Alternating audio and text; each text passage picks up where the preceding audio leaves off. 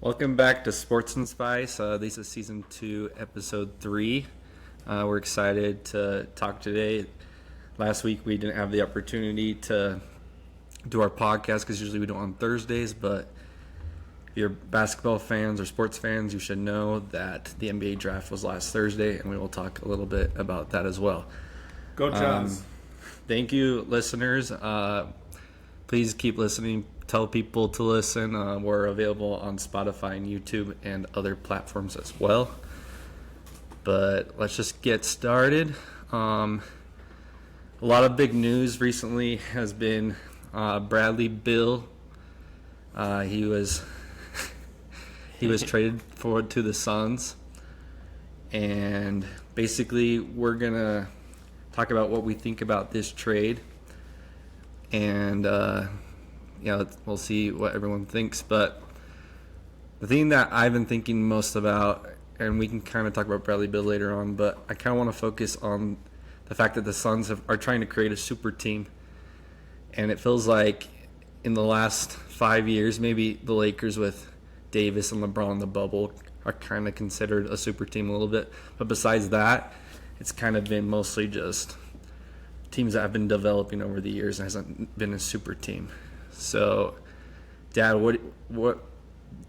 I'm not being crazy. Like, you're seeing the same thing, right? Like, super teams might be a thing of the past. This is kind of a scary move for the Suns. It could be good, but it's kind of scary. Yeah, I mean, I got to be honest. I hope totally, 100% it does not work. I'm not a fan of Durant. I'm not a fan of Booker. And I guess now I'm not a fan of Bill. And I'm like, seriously, Bill? Miami gave the Washington Wizards a better trade offer. Bill is the only guy in the NBA that I don't know why Washington did this, but they gave him. He had approval to approve the trade. No trade clause. No trade clause, and hopefully that's gone forever. I don't know if Phoenix did it, but no other team will do that with a player. Because let's be honest, he kind of just totally put the Wizards in a pickle. And I hope it doesn't work. And there's 82 games. And good luck on, finding some players out of my local gym to finish their roster. I mean, I think literally they have to pay everyone else like the minimum. So that's great. Those three guys can play until they get injured. And then, Joe Smith, my neighbor, is going to be playing for the Suns because they got to fill a roster. So I'm not in. I hope it doesn't work. What do you think, Jesse? I don't know. I guess we would have to maybe define the parameters of what a super team is. I'm not sure. Like, you look at Denver, were they a super team, right? They've got, obviously, we had this discussion, but probably the best current player in Jokic. They have another all-star caliber player in Jamal Murray. They have Aaron Gordon. They've got all those guys on the bench, Or was Toronto a super team because they were, a team that was pretty solidified and had made the Eastern Conference Finals multiple times. They couldn't get over the LeBron hump, and then they trade for Kawhi Leonard. So I guess I don't know for sure, I guess, what a super team is. Do I think they're going out of vogue? I would say probably not. I think as long as you have extremely wealthy owners in a sporting league, some of them are always going to want to chase the stars, right? And some of them may have the patience to kind of build a super team from the ground up, like, Denver. And some of them are going to try and shortcut it, like the Suns' new owner, So I don't think I'd necessarily say they're a thing of the past. I think you're always going to kind of see teams chasing stars. And I know we're going to talk about this later on, but I think you will see naturally less quote-unquote super teams like, what we have here in Phoenix, or if you think of like Kevin Durant going to the Warriors, who had the best record of all time, with the new CBA. But I know we're talking about that later on, so maybe we can get into it there. But I agree with Dad. 3 people does not make an NBA team. I do think that they'll get a lot of veterans, a lot of pretty quality veterans, at least looking at them, because they'll have a chance to play some minutes on a championship contending team. But I don't know if a veteran is offered the $3 million or whatever Phoenix can offer versus $12 million somewhere else. I would think they'd still be attracted to the $12 million somewhere else. So they're going to have a hard time filling out their roster. It also brings up questions for me that you are counting on Devin Booker probably to be your main facilitator. And he's shown flashes in the playoffs, but for sure not probably a natural role for him. And I would assume you're then calling on Kevin Durant to be your best perimeter defender. And I'm not sure. I mean, he's pretty solid, but I'm not sure he can hold up at his age, and given his injury past, to do, both ends for an entire season in playoffs. So, they've got the juice in the top 3, but I think they also have a lot of questions. Yeah, I thought you brought up an interesting point that I haven't really thought about, like what is considered a super team. And I was thinking about it when you were talking, and I feel like the term super team was created when LeBron, Chris Bosh, and Dwayne Wade were on that team together, and that's when people were like, this is I mean, I don't know, but you can even go back before that. I mean, you've got the Boston 3-party or whatever, right? KG, Ray Allen, Paul Pierce. I mean, you can even go back to when Wilt Chamberlain went to the Lakers with Jerry West, and I think Elgin Baylor was there in his twilight years. Like, I think super teams in basketball especially, but maybe all sports, have always been around, and probably in some form will always be around. In my mind, though, like a lot of super teams, I feel like teams are like superstars traded for, and that's why I wouldn't, in my opinion, wouldn't consider like the Nuggets a super team. I would just consider them like a team that has developed over the years. So what I'm trying to what I'm trying to say is the Suns, for example. Let's talk about the Nets, for example. The Nets tried it right with Kyrie, James Harden, and Kevin Durant, and it didn't really work out. And honestly, they probably were the best team in all those years, but they just couldn't win a championship. It always just didn't work out for them. So I agree that super teams will probably always be a thing. I'm just worried. I'm not a Suns fan, but I'm worried for super teams in playoff situations. For example, this year the Nuggets beat the Suns because they were more deep. The Warriors won last year. I'll just wonder, like Dad said, 82 games is a long time. And it's a little risky, I think, to just trade for superstars in today's game. I think in today's game you need a lot more depth to win a championship or to be good in the not just be good in the playoffs, really. The NBA regular season doesn't really matter. I feel like at this point the Heat went to the NBA Finals. The playoffs are what matter in the NBA right now. Good point. Those are good points. I mean, I think Phoenix will be in the mix, right? Oh, for sure. So, yeah, we'll have to see. 100% agree with that. All right. So, the NBA draft happened last Thursday. Clearly, everyone is head over heels for this Frenchman called Victor Wembayama. But my question to you guys is there a rookie that you guys think could push Wembayama for Rookie of the Year? And I will ask Jesse this first. I am not a betting man. I mean, I think the safest bet in the history of sports probably would have been that Victor was going to go with the first pick. Oh, 100%. So, I mean, I would have maybe bet on that. But I think probably the second safest bet in sports would be that he's going to win Rookie of the Year. I mean, with the asterisk, right, of injury. But I think it's just, I think it's going to be easier to see the things that he does because he's so big. Like, so he's just going to stand out, right? And he's obviously got a lot of things to improve, and he's got to get better, or not better. Well, he does need to get better, but he needs to get bigger. I mean, I think the only person who could maybe challenge him is Scoot. But I think there's questions on Scoot as well, like with his jump shot. But more of my questions with Scoot is the Portland situation. If Damian Lillard is on Portland for any significant amount of time, that's going to take a lot of touches and opportunity away from Scoot, right? So, I mean, if Victor can stay healthy and Greg Popovich does not rest him, or the San Antonio Spurs organization doesn't rest him, then it's probably going to be Victor. But if he does, only play 50 games this year, or he gets hurt, and Portland moves on from Damian, I could see Scoot winning it. Yeah, I agree. What about you, Dad? Amen.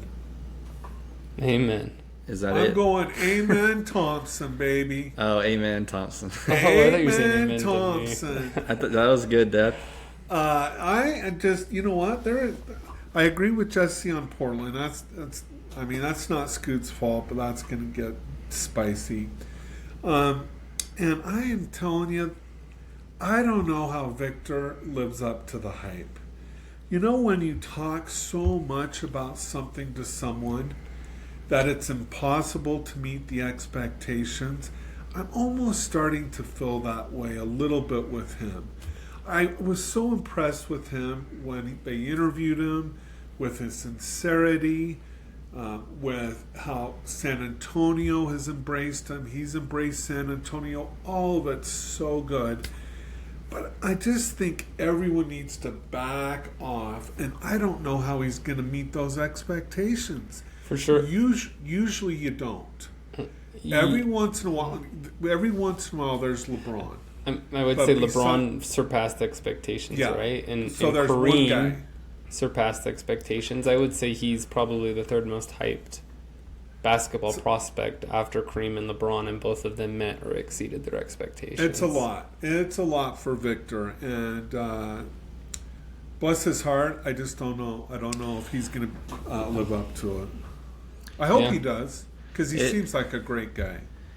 Yeah, I agree. I hope he does, because I want to see it, because it's been talked about so much. But at the same time, it is a little worrisome, the fact that he's been talked about so much, and it's almost like he's a god already, and he hasn't even played an NBA game. So people are expecting really high expectations. Sorry, I think he went to the perfect organization, though, don't you guys? I mean, San Antonio's smaller market. There will be less media pressure. He's got David Robinson and Tim Duncan probably whenever he wants. Yeah, who that's both true. were, some of the top big men in their day. Greg Popovich is obviously experienced. So I think it's a good environment. It's not like when someone gets drafted to the Detroit Pistons of the last 15, 20 years, and you're like, oh, there goes that guy's chance. Or when Jimmer got drafted to the Kings, and it was like, well, there's no chance of that working out, right? Honestly, that's probably the biggest point. The fact that that's why he's so happy that the Spurs won the lottery. He didn't want to go to Charlotte. He didn't want to go to Portland. Well, maybe Portland, but it does feel like they'll take care of him. San Antonio is probably a really good fit for him. I'm going to name three, maybe just three guys, I guess. I think Wembayama is for sure the favorite, but I think the only people that can push him are the Thompson twins. I think even Osar could have a chance. I think Emin mostly, though. Is it Amen or Amen? I think it's either. I don't know. In church, do you say amen or do you say amen? Sometimes it depends on the mood, right? So maybe I think it's Amen, Dad, but I could be wrong. So when I said amen, it was like I should have said amen. But I just feel like he might be one of the most athletic players in that class. and it's just going to help him a ton. And I could definitely see him pushing Wembayama a little bit. I don't think Wembayama will be pushed that much. But another dark horse that the Wizards went for him, I don't know. He could be a really big bust, but that Bilal Kulabi dude, I think could have a chance as well. Char, you talking crazy talk now, man. Nah, I'm serious. I think the Thompson twins and Bilal Kulabi will give him. They'll be there like in the running, but I still think Wembayama. All right, will listeners, write it down. Charlie with the hot take. We'll circle back at the end of the year. I guess we will see. I could be totally wrong. I am seeing Wembayama will still win, though. I just think they're going to push him a little harder to win. That's what I'm saying. There's too much hype to say that Wembayama is not going to win Rookie of the Year. All right. Jesse, you want to explain what happened today with James Harden and explain kind of more about what the CBA is? Yeah, sure. So hot off the press as of, I don't know, maybe, let's see, what time is it? Doesn't matter. It's 6:40. Maybe 3 hours ago. Yeah. James Harden opted into his contract with the Philadelphia 76ers, but with kind of the intention that he's going to get traded to another team. So first off, that's his third trade request in the last 4.5 years. So he's rocking and rolling there. Anyways, big shock. I don't think really anybody thought he was going to opt in. A lot of people thought he would opt out and then go for a contract of longer years, more years, and maybe he was going to leave Philly and go somewhere else. But I think he opted in for a handful of reasons. I think he opted in. Well, really the main reason being the new CBA. And we talked about this a little bit last time on our podcast, but the new CBA, and for those of you that don't know, it's the collective bargaining agreement. And it's essentially the agreement that the players union, reaches with the NBA and all the NBA owners of kind of like how things are going to run. And they sign it and they set a period of time that the CBA is good for, and then when it's coming down, they renegotiate and stuff. But one of let me yep. say one thing on that, because correct me if I'm wrong, Jesse, but it's kind of like it runs as a union kind of almost situation where you have the owners and then the players are kind of the union. Yep. And so that creates this agreement that you're talking about. It kind of works like a union would in a normal business. Yeah, for sure. And if they can't reach an agreement when a new CBA needs to be formed, then there's the potential for a lockout. That most recently happened in 2011. There was a lockout for, I think, 20 or 30 games, and then they kind of came to an agreement, so there was a shorter season that year. But this thing is a behemoth, the CBA. I think it's like 700 pages. I'm not sure anybody in the world has read it besides Bobby Marks for ESPN. If you guys know that guy, the bald guy with the glasses, I think he's maybe the only person who's read it front to back. But one of the things that stipulated in it, for example, is like the salary cap, right? They set the salary cap, and there's the punishments. So a couple years ago, or a couple CBAs ago, they came up with the luxury tax thing. I think that's something we're all familiar now, where if you go a certain amount above the salary cap, that then you have to pay essentially an extra fee. And the point was to try and prevent teams from, bigger teams like the Lakers or the Celtics or whatever, from just spending as much money as they wanted on their team. Well, fast forward to this new CBA, and those restrictions have gotten more severe. So I think the main thing that is on everyone's mind right now is there's now 2 aprons, is what they're calling it. So you have the salary cap, and then you have this first apron. So you can go over the salary cap, and then you're paying luxury tax until you hit the first apron, and then there's penalties. And then you also have a second apron, and there's little room until you hit that second apron, and you have more penalties, right? So I won't go into every excruciating detail on our podcast here, but some of the things that can happen if you hit the first or second apron, especially if you do it in multiple years. Obviously, the fees are going to be larger, the tax penalties are going to be greater, but you can also be prevented from getting your mid-level tax exception, the MLE, which is a tool that a lot of teams use to sign free agents. Like it's what the Lakers are going to try and offer Bruce Brown. So it's a significant thing. You can also your draft pick can be pushed to the end of the draft regardless of where you are in the ranking. So there's multiple things. You also can be prevented from doing a sign-and trade if you're over the second apron for multiple years in a row. So there's all these penalties kind of occurring with this new CBA, and I think it's a result of there being a lot of new owners. If you think over the last 5 years, 10 years, there have been a lot of new owners entering the NBA, and they have spent a lot of money to buy these teams. Obviously here in Utah, Ryan Smith paid a lot of money for the Utah Jazz, right? Way more than the Millers did. And I know, that was a long time ago, and there's the inflation and all that. I get that for sure. But he spent more for it, for sure, than the Millers did, even with all that stuff considered in. And these new owners, I think, like Ryan Smith here in Utah, wanted to know, hey, I want a chance. Like, I don't want to be penalized because I don't have as deep of pockets as, Steve Ballmer in LA. And I don't want to be penalized because I'm here in Salt Lake. So all these restrictions are to make it more fair for all these teams. And I think we're going to see a lot less of, like we talked about, super teams being formed. I think we're going to see a lot less of teams winning 4 championships in 6 years or whatever. I think all of that is going to become a lot harder because of these restrictions.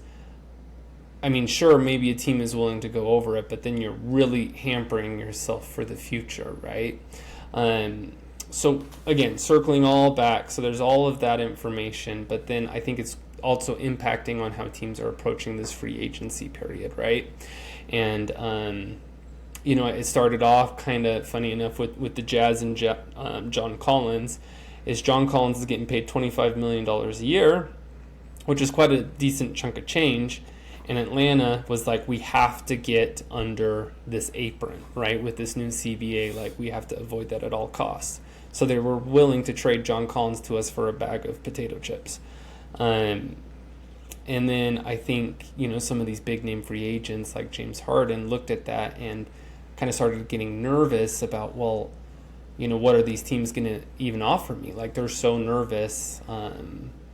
I think both the teams and the players on how this is all going to play out, and we're going to kind of have to see as the year goes on how teams approach this, that he opted in and was like, okay, I want that money that I'm going to get, because I don't know if I'm going to get that much per year at least in a new contract. And now he's demanded his trade, so we'll see what happens. Sorry, that was a lot of jargon. Hopefully that was okay for you guys and for the listeners at home. But that's essentially the zoomed out gist. Actually, it was very helpful because honestly, it's kind of gone over my head a lot. And if anyone can explain it, it's Jesse. So it's good that he was able to explain it. But it is interesting because, like Jesse said, with the John Collins thing, that was kind of just like a salary dump, and the Jazz got John Collins, which is a really big deal for the Jazz, but it's also a big deal for the Hawks, as Jesse mentioned. So free agency has kind of been a little weird this offseason, and maybe it will start to amp up a little bit here soon because free agency starts tomorrow, right? The first. Yeah, yep. Starts tomorrow. Tomorrow. The 30th. Starts tomorrow. Oh, I thought it was the first. Sorry. No, you're good. So I was just wondering if you guys have a free agent that you're kind of interested to see what they're doing. I'll name 2 guys, and you guys could have the same guys. I'm curious to see, Jesse kind of mentioned it, but I'm curious to see what Bruce Brown does. especially after his performance he had in the playoffs. And if he does end up with the Lakers, that's pretty funny because maybe they realized he's a big reason that they beat him in a couple of games. He contributed big time against the Lakers. And then another guy that I'm curious about is Chris Middleton. And what is he going to do? Because he's a pretty dang good player when he's healthy, and he could help a lot of teams. Dad, who do you have your eye on? Well, I think Brooke Lopez is a free agent too, and that feels like he is so important to Milwaukee that, I mean, I know Chris Middleton is too, but I almost feel like Brooke Lopez is maybe more because of his size and all the things he does. He was almost Defensive Player of the Year last year, and he can totally shoot. And have you guys heard him talk? Like, those Lopez brothers are crazy. And Brooke Lopez is way funny. I guarantee you he lightens the mood in that locker room just because he seems like a really good guy and he's funny. I think any team would love to have Brooke Lopez, and I can't imagine Milwaukee letting him go. The Lopez brothers are for sure locker room teammates. I agree with that 100%. They also went to Stanford, so they're, intelligent as well. But, yeah, I mean, so James Harden opted in, Jordan Clarkson opted in, a bunch of other people have had their options picked up by their teams. So I think the biggest name on the market, and probably the biggest name who I think is likely to switch teams, is Fred VanVleet. And he's not gonna sway a championship by himself, but I do think it opens the doors for a lot of possibilities. He may be willing to take less money to go to more of a contending team like the Lakers, or at this point I wouldn't necessarily be surprised to see him in a sign and trade with James Harden, and, and just kind of maybe then switch spots to a degree. So I think he could go to a number of places, and I would say he's a top, I don't know, what do we think, a top 8 point guard, maybe top 10. It's really solid, so he for sure could help a team maybe get over the hump. I'm not sure he's going to a team and making them contenders, but he could help a team get over the hump. Yeah, and actually, I totally agree with you. I could see Fred VanVleet with the Sixers, especially because Nick Nurse is their head coach now, and he could totally push for that. And Fred VanVleet is a dang good point guard, and the Jazz would love to have him.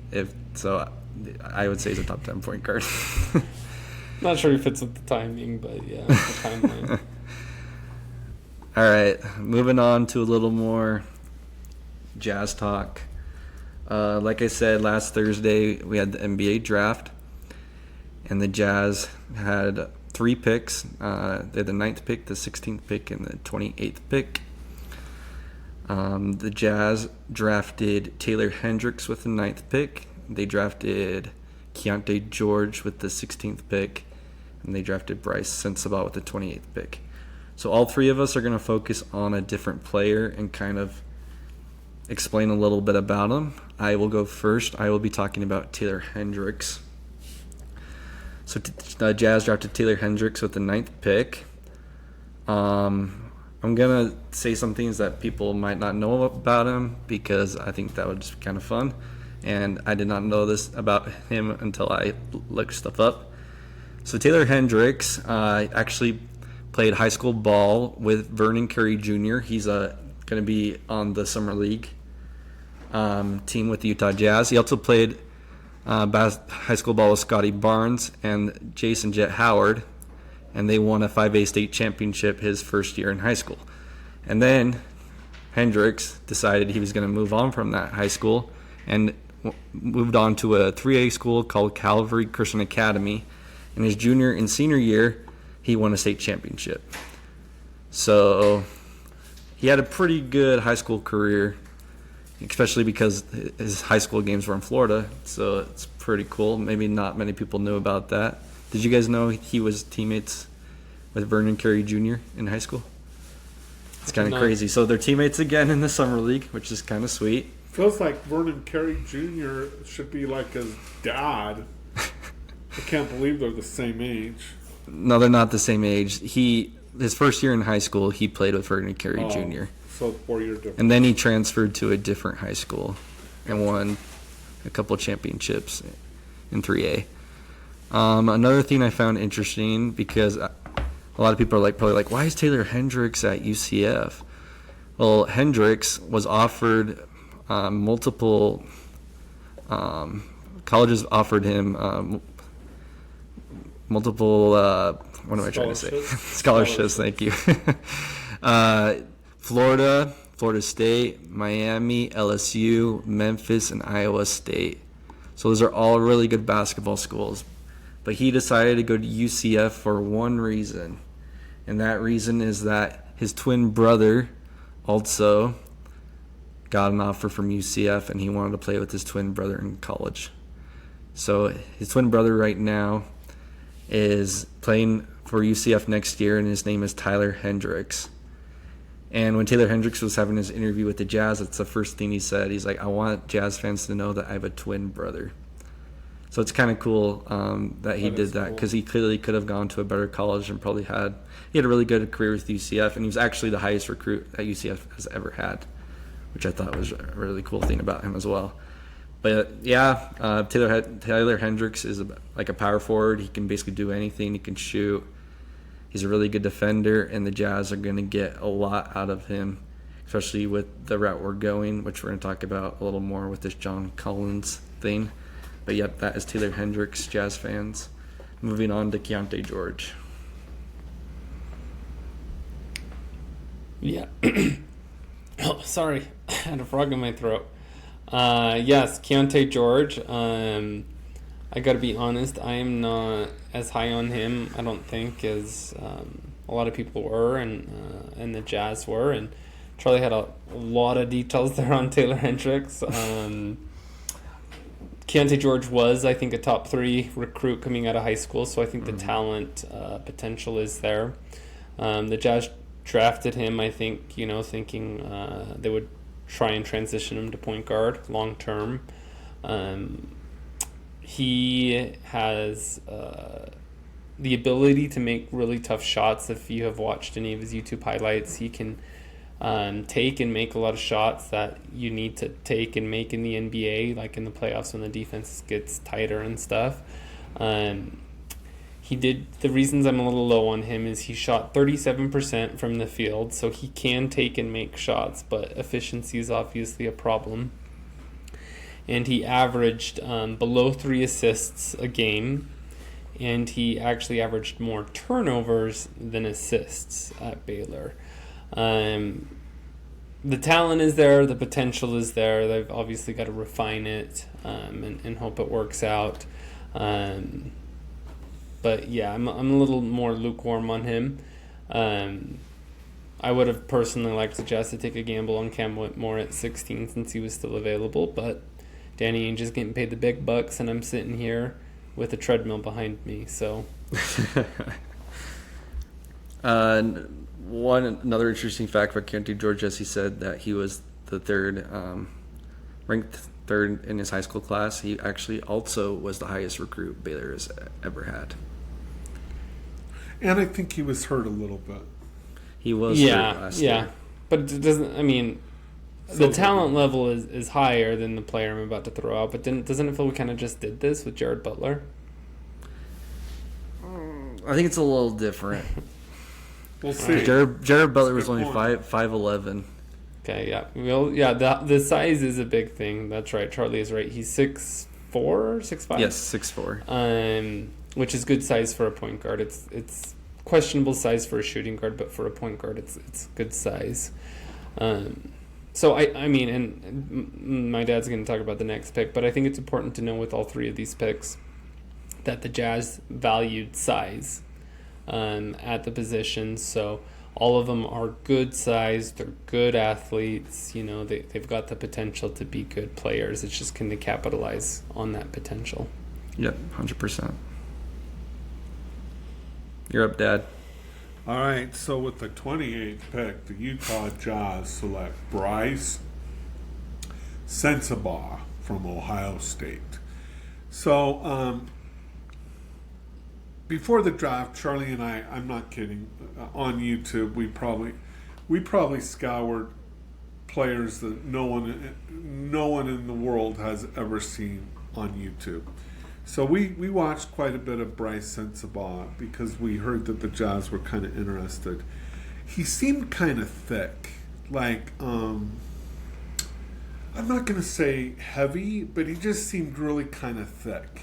But first thing I noticed when he was interviewed with the Jazz, he looked really lean and in shape. So over the last few months, at least my impression is that he is really toned down. So that's a big deal. They list him as 6'5" or 6'6". They listed him at like 235 pounds. He is a really good shooter. He's really good at pump faking and then driving. I worry if the Jazz think he's going to be a wing player, that he's 6'5", probably. I think that realistically, if he's going to stick in the NBA, he's going to have to be a shooting guard. I just don't know if 6'5" is tall enough. And maybe the Jazz are thinking about him as a shooting guard. I think he does need to work on his handle. And I think he really needs to work on his defense. But when in his interview, another thing that really stuck out to me is he is all business. Like, he is here. He really wants to make the team, and he's going to do everything he can to do it. Not a lot of joking around with him. It was pretty much all business. And, more power to him. I hope it works. Yeah, one thing I noticed about the draft is the Jazz kind of drafted 3 players. Like with Hendricks, they kind of drafted defense, but he also is really good offensively. But Keontae and Bryce were those are really good offensive players in that draft. Like, they focus on getting some offense from those 2 players for sure. Something too with Bryce is he shot over 7 threes a game, and he averaged over 40%, right? So he kind of was the opposite of Keontae George, where maybe the shots, I don't know, you've got to watch the highlights for yourself, but he was high efficiency at high volume, which is a really good sign for translating to the next level. But yeah, the D's real bad. The D's horrible, but if he could get the D down, he could be an interesting player. I think he's got to work on his dribble. And he's got some injury concerns. Yeah, he does. And maybe you want to talk about that, Charlie, with Summer League, but he had a knee surgery, and so he's first off, he's got to make sure he can be healthy. I think that's his first step. Yeah, it'll be interesting to see what he can do. I'm excited to see. All right, moving on a little bit from the draft. Something happened this week that kind of blew our minds. Jesse not really blew our minds, because we've heard about him in trade talks for like 4 years, it feels like. But Jesse kind of brought it up. The Jazz got John Collins in the salary dump that Atlanta did, and we gave, in Jesse's terms, a bag of chips, Rudy Gay, and a second round pick, which is basically a bag of chips. Rudy Gay is a good guy, but he was not the best player at this age. Rudy Gay. Do you guys remember Rudy Gay's first game in a Jazz uniform? He was bombing threes. He was going to be the Jazz's savior to lead us to the promised land. And then all of a sudden we start playing at center, and everyone's like, "What's going on? Rudy Gay at center?" It's a little too old for that. But even with these draft picks, I like how Jesse said that we drafted with size. It feels like the Jazz are doing basically what you're seeing in the NBA playoffs is that positionless basketball is huge in today's NBA. And you look at the Jazz's team, and they have so many guys that are like 6'5", 6'6", and above that can literally do it all. And John Collins is a perfect person that can fit in our system, because we saw what Kelly Olynyk did last year. We saw what Larry did last year. We took a shot at Larry. For all we know, John Collins could have that big leap. He hasn't been the best player. Well, he wasn't the best player last year, but I don't know people. If you're a basketball fan, you should remember that Collins was a big reason that they beat the 76ers to go to the Eastern Conference Finals against the Milwaukee Bucks, and they eventually lost, but he was a big reason that they made a playoff run. So if we can get that Collins, then it will be a great pick, and I'm excited to see what happens with Collins. Dad, what do you think? I think I don't know. I can go both ways. I think it's a lot of money. $25 million a year. He's going to be the highest paid player on the Jazz. Those things kind of scare me a little bit. But also, we, like Jesse was talking about with that CBA, we do have to get to a certain level. And really the only way in a lot of cases that Jazz can do it is through a trade. It's hard for the Jazz to get free agents. So with that in mind, how do you not do the trade for what we gave up? And maybe it is a home run. And it's a good example, Charlie. Maybe he can be like a Markkanen. And holy cow, what if that happens? So I waver a little bit on it. What about you, Jesse? Yeah, it is a lot of money. Dad is right, $25 million, especially if you look at his production last year. But I also think it's important to note he's got 3 years left on his deal, and the salary cap, increases every year. So each year that contract's going to look better and better.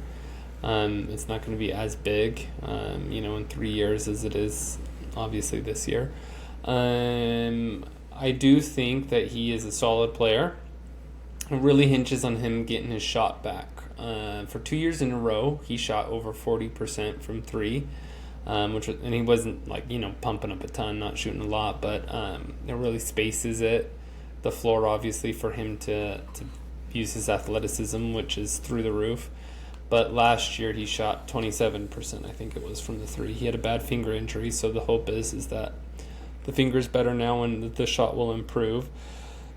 But I think, he's 25. He's still really young. And like Dad mentioned, this is essentially, in my mind, like the Jazz's free agent signing. Take a chance on a 25-year-old who's shown potential. And see how he fits and how he does.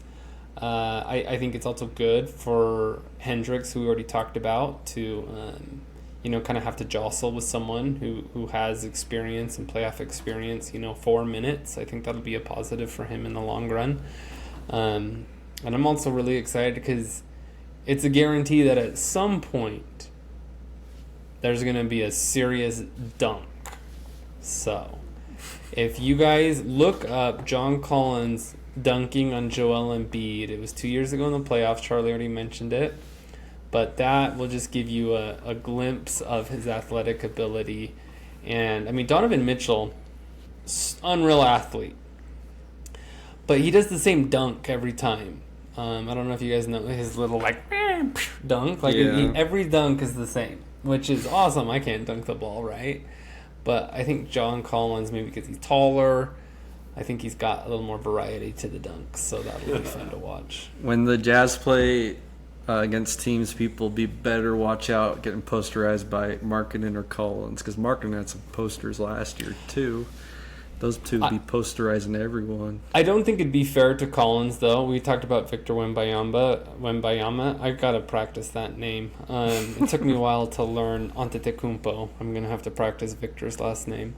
But I don't think it's fair to John Collins to assume that he's going to have the Lauri Markkanen jump, though. I think that's too much pressure for him. Oh Yeah, it is, but it's just like a hope that people have. But I agree with that. Markkanen had one of the biggest jumps anyone's had in a long time. Well, it's good it was for our team, I guess. All right, another thing that's happened over the last couple of days is people were worrying about THT and Clarkson. What the heck are they going to do? And they both opted in. And that's a big deal for the Jazz. I feel like the THT one is a big deal for them because for all we know, THT could be the starting point guard. He played really good at his last couple of games. He averaged like 6 assists, I think, in the last 19 games. And he could develop there. And then with Clarkson, you just get, everyone knows, like, if you're a Jazz fan, that dude can score like none other. And he's honestly probably a really good also locker room teammate. He's like our veteran. He's, I think, tell me if I'm wrong, but I believe he's the longest person on the Jazz that's been on the Jazz right now. Mm-hmm. So it's a big deal that he opted in as well. And there's two things that really could happen. Well, three things. He either extends, he just, I'm going to say two, extends, or it's a sign and trade in my mind. And if that's the case, then Clarkson is a very nice man for letting the Jazz use that for their organization because you can't really trade free agents. So if it's a sign and trade, that's also nice. So either way, it's going to be good for the Jazz. What do you guys think about? Maybe I'll talk on THT and Dad can talk on Clarkson. Okay.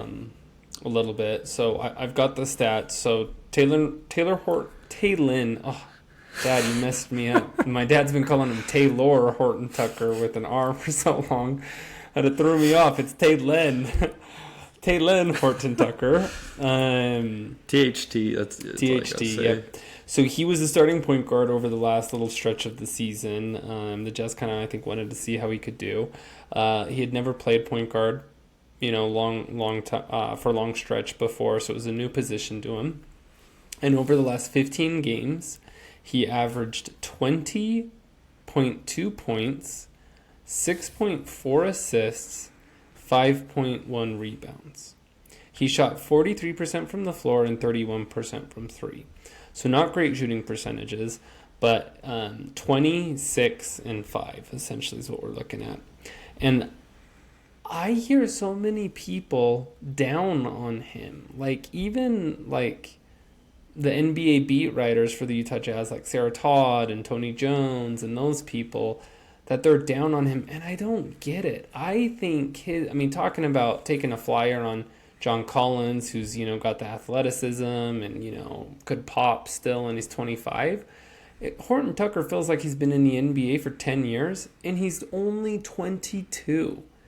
In my mind, there has been enough flashes there where he will have a game where he scores 35 or whatever. Or, he looks really good. There's still enough there that I'd be like, he's still so young and has shown, enough potential. I would keep giving him shots. I don't know if he's going to be an all-star, but I think he could be a starting point guard on a really relevant NBA team. So I'm really high on Horton Tucker. I don't know. I don't know if the Jazz are. There's a chance with Clarkson coming back and with, our rookies that he might get pushed out of the rotation again. But that would be a shame in my mind because I still think there's the potential for him to be a really solid player.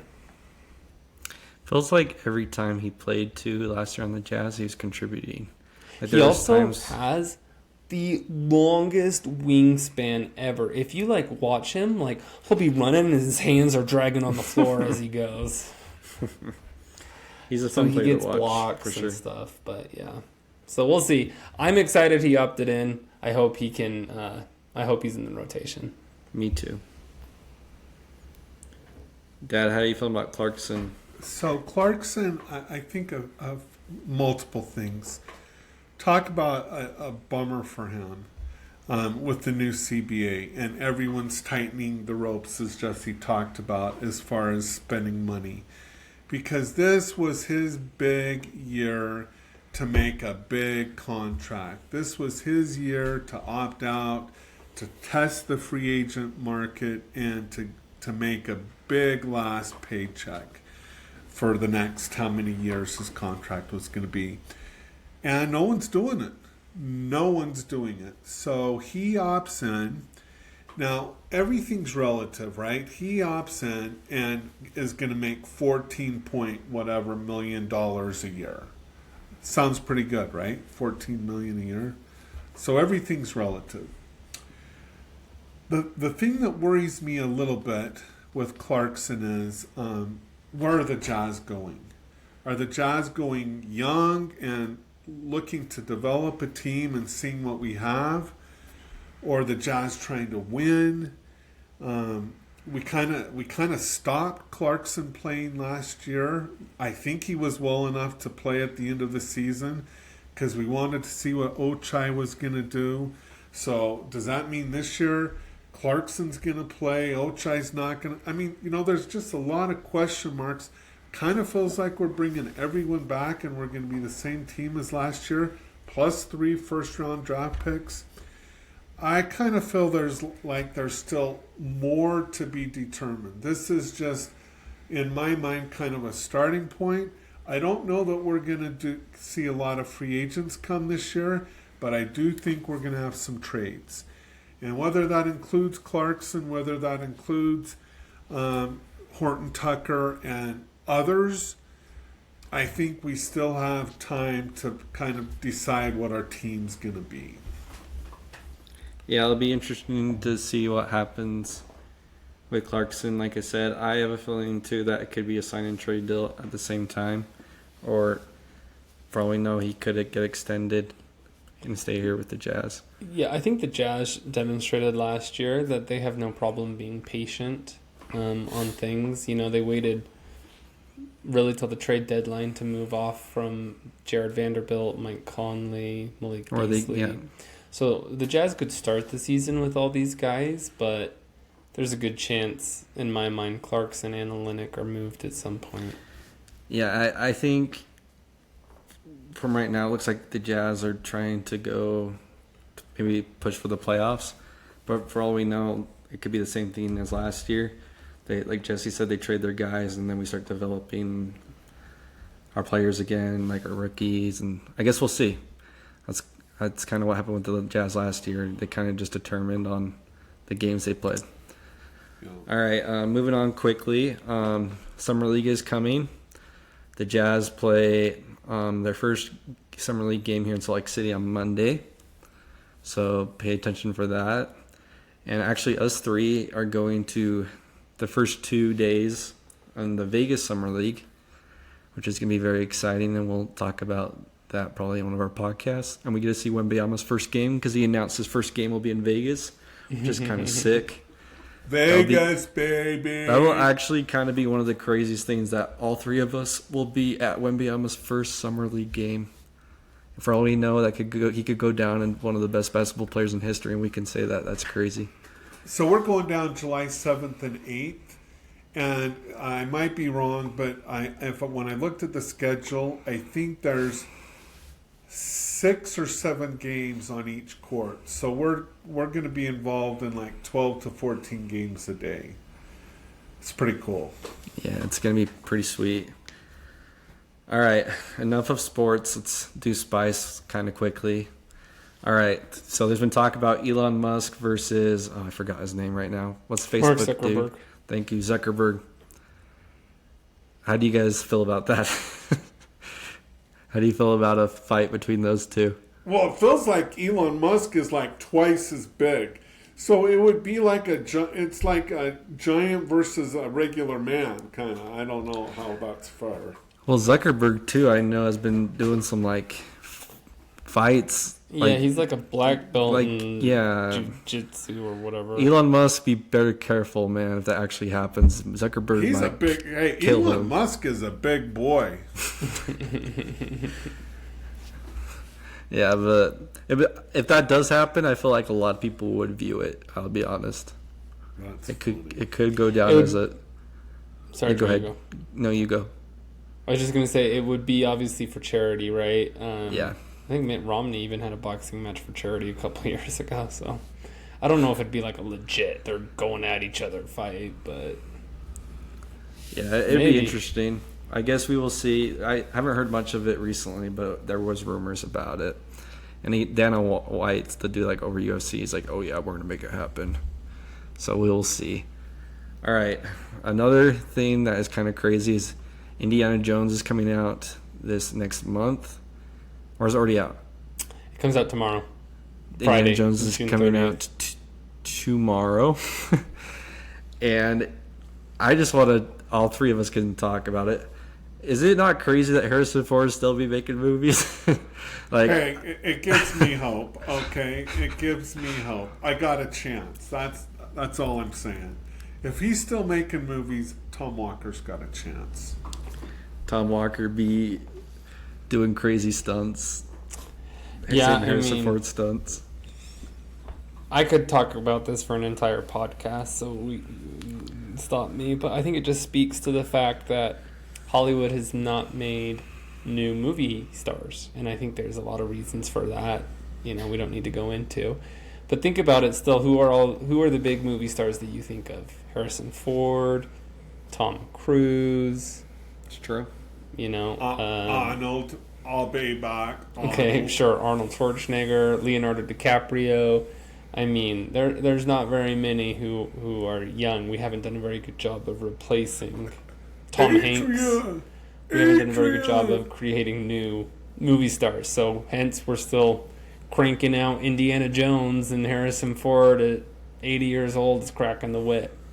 But hey, let's get real. Who's not excited? Who doesn't love Harrison Ford as Indiana Jones? I'm gonna see it. I just think it's funny that the fact that, because I don't know how old he is, but I feel like all my life he's been making movies, and he's aging for sure. Adrian, where are you? Sylvester Stallone. I haven't seen Sylvester Stallone in many movies recently, though, Dad. He does. He I had a think he streaming produces TV show on something. Paramount Plus. He also is pumping out those Expendable movies. Isn't there a new one of those coming out? Oh my goodness. Maybe this transitions into the next point. Tommy Walker might be first in line at Well, yeah, the next it does. Expendables movie with Arnold and Sylvester Stallone in it.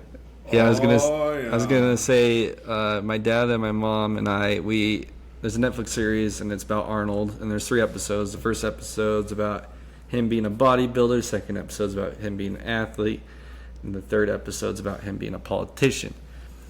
And actually, I'd recommend watching it because I have never seen a more determined man in my life than watching Arnold talk about his life. Like, the dude had a goal and he was gonna get there, and he did. And it was amazing. Like, it was crazy. Absolutely. I mean, a lot of he made a lot of mistakes along the way. A lot of really big mistakes along the way. He was so determined, and he was, people that talked to Arnold and that were on the show, and I think in general, really liked him. Do you feel like Charlie? Like, he was a really likable guy. Yeah, and he even said, like, he just had like he was a nice guy, but at the same time he was like, even when he was a politician, he's like, you just kind of have to make sure people view you as a good guy. Like, that's being a politician. So he was just really good at doing that as well. It was unreal. It was impressive. I would recommend watching it. Like my dad said, he did have some Big issues flaws. that he had to go through in his life, but Yeah. also is an example for determination for sure. Oh, yeah. All right, last thing we're going to do in this podcast, what's the spiciest thing that's happened to you guys this week? Either one of you can start. I'll start. So we're trying to sell Charlie's car. And just so you know, when you have a loan and you're trying to get your title, be prepared to wait for 2 months, even once you've paid off your loan. Supposedly now everything goes through the DMV, and they are like 3 or 4 weeks behind where they're supposed to be. So to get a title on your car that's totally paid off, you're looking at 2 months. I'm not bitter, Charlie, about that. It might sound like I am, but just it's good information for everyone to know. For sure. I am bitter, Charlie. I am bitter. My spiciest thing that's happened to me this week is I'm running, so I guess it's a current spicy thing and also a future spicy thing, but I'm running a 10K on the 4th of July. And did not know for this. those of you that don't know that, that's 6.2 miles. It's half of a half marathon. So 25% of a marathon. And my training has been like 0. So on Saturday, I ran 3 miles. Yesterday, I ran 4 miles. This coming Saturday, I plan on running 5 miles. And then on Tuesday, I'll run the 6 miles. How has it been? 4 miles yesterday. I'm feeling good right now, so I'm not sore. But me and Lily, we live at the University of Utah Married Housing on Sunnyside, for those of you that know where that is. And it's just at the mouth of Immigration Canyon. So you pretty much have 2 options when you try to go outside for a jog. You're either going straight uphill or straight downhill. And as I'm sure you know how the world works, what you go down, you must come up, and what you go up, you must come down. So we started going up thinking we want to end on the going down part, right? But 10 minutes in, I was like, I don't think I can do this. We're at almost like the top of this freaking mountain, and it was rough, but all good. It hurts coming down though too. Like yeah, on it hurts hikes. your knees coming down, but at least it's better on your lungs. So like, Well, and I've got my Apple Watch here, right? So it's tracking my pace, and it was like mile 1, 10 minutes. Mile 2, it must have been when I was going uphill. It was like 15 minutes, and then mile 3 and mile 4 were at 10 minutes. So you can really tell, like, oh yeah, I was struggling on that mile. like when I go on a hike and I'm going up, and then when I come down, I feel like my calves just kill coming down. So yeah, I actually did not know that, Jesse, about you.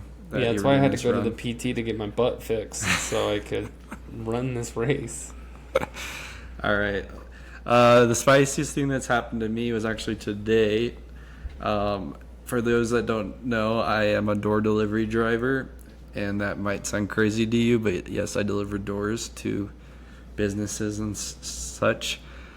But today I was with my partner, and we delivered to a hospital they're doing in Saratoga Springs. And hospitals always need the heaviest doors known to man. Who knows why, but they do.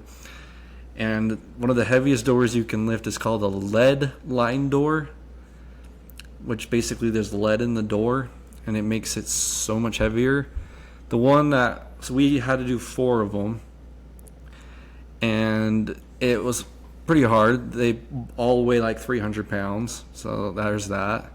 So yeah, that was the spiciest thing that's happened to me today for sure. Did you drop it? No drops. I would have back then. I've been doing this for like 5 summers, for those that don't know this job. I would have back then, but I've gotten more used to techniques, and guess I'm stronger now. No drops. Good job, All right. Chuck E. Cheese. Thanks. You gotta let the ladies know you're stronger now, man. AKA any ladies listening to this. Oh, Dad, come Charlie is on. stronger now. All right. But yeah, thank you for listening this far. If you have, we appreciate it. We will come back next week with more information about free agency and such, and maybe some summer league games. But yeah, thank you for listening. Thank you, Dad and Jesse, for being here with me. And peace, everyone. Have a spicy week, and go Jazz. Go Jazz!